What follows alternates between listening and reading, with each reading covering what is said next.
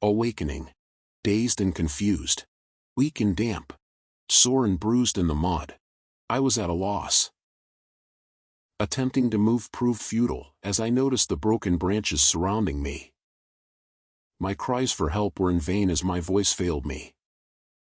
I lay here, minutes ticking by, trying to piece together the baffling predicament that had unfolded.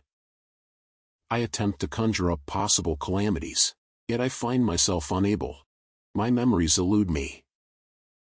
Dizzy, confined, chilled, and in pain, I begin to unravel. My breaths grow heavier, deeper, louder, and more frantic as my emotions turn into a burden. I am nervous, frightened, thinking this might be the end. Gazing at the dark sky, observing thousands of stars, some twinkling, some spiraling, some steady, and some darting across my vision, rushing to destinations known only to the chosen few. Thus, I close my eyes, and unsurprisingly, tears stream down the sides of my face, cold and tainted, seeping into my ears, as I lie pinned on my back. I'm exhausted, frustrated, and indifferent.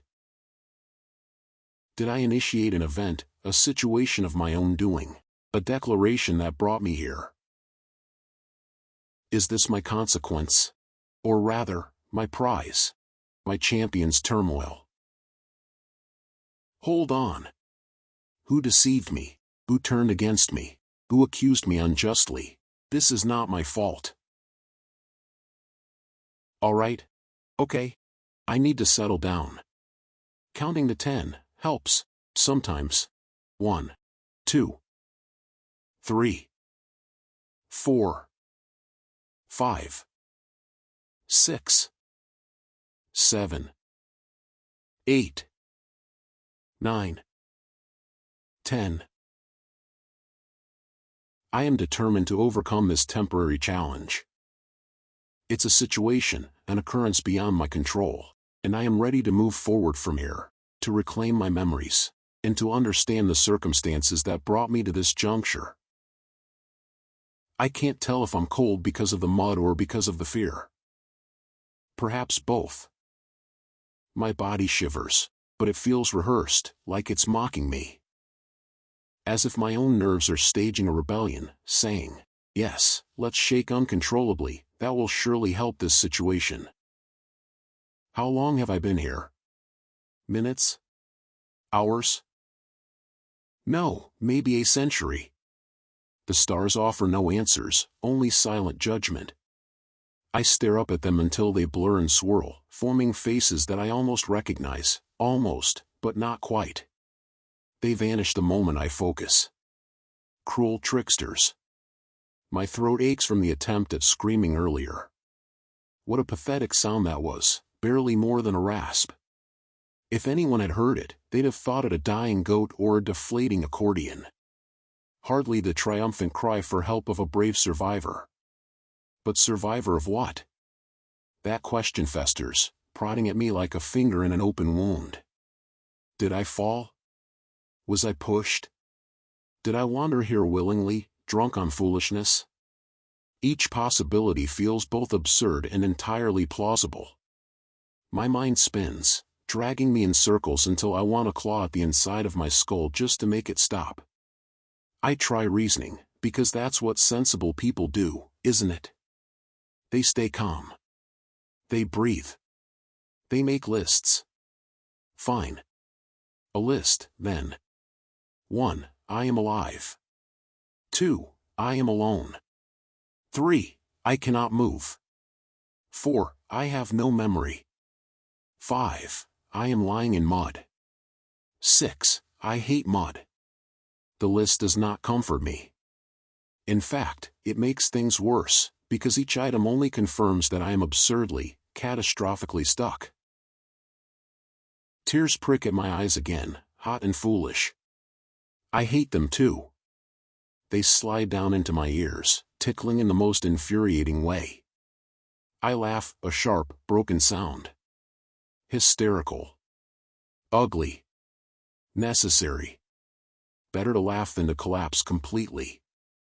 Yet underneath it all, a whisper gnaws at me, steady and insistent, this is not an accident. I don't know how I know that, but I do. Someone, or something, wanted me here. And the worst part? I cannot even decide if that terrifies me more than the idea that maybe, just maybe, it was my own doing. The silence pressed down on me, dense and unyielding, broken only by the faint drip of water somewhere unseen. My body ached with each attempt to shift, but stubbornness outweighed pain. I curled my fingers into the mud beneath me, grounding myself, forcing sensation into my trembling hands. A faint rustle in the trees, or was it the wind? I strained to listen, to separate noise from imagination. Every nerve in me screamed caution, but my curiosity, it was stronger, louder. Something was there. The branches above swayed, and the fractured moonlight pierced through, painting sharp lines across my chest. My eyes followed the shapes, desperate for something familiar. And then, an outline.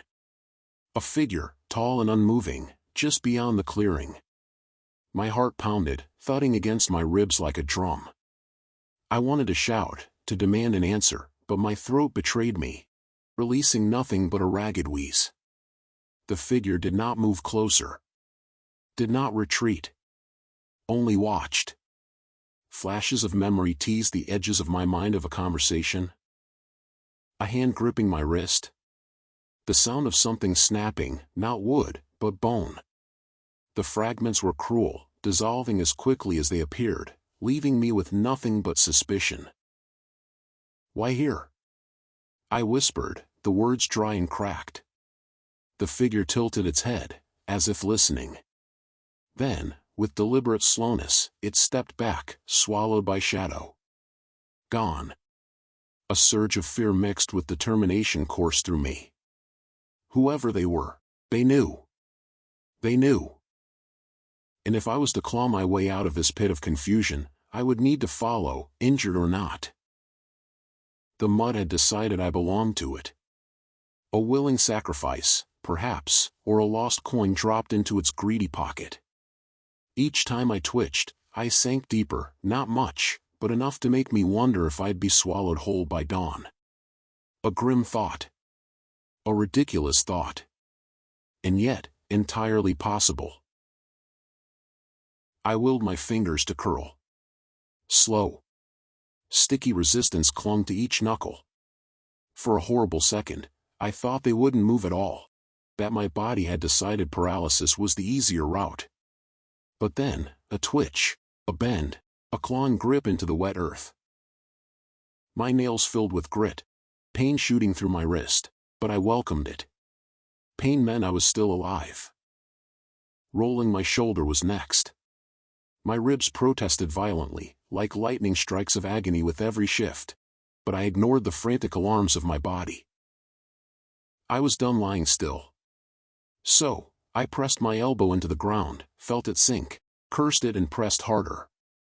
My arm trembled like a useless branch in the wind, yet slowly, inch by terrible inch, I lifted my chest. It felt like a resurrection. A grotesque one, covered in muck, but resurrection all the same. My knees refused at first, locked as if they were tethered to the earth.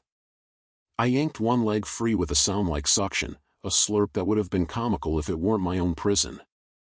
My other leg followed, though weaker, numb and trembling. I knelt there, swaying, mud dripping from me in heavy clumps, air plastered to my face like seaweed. I laughed. I couldn't stop myself. A manic, shaky laugh that rattled in my chest and sprayed mud flecks from my lips. If anyone had seen me, they would have mistaken me for a lunatic or a drowned ghoul crawling from a swamp.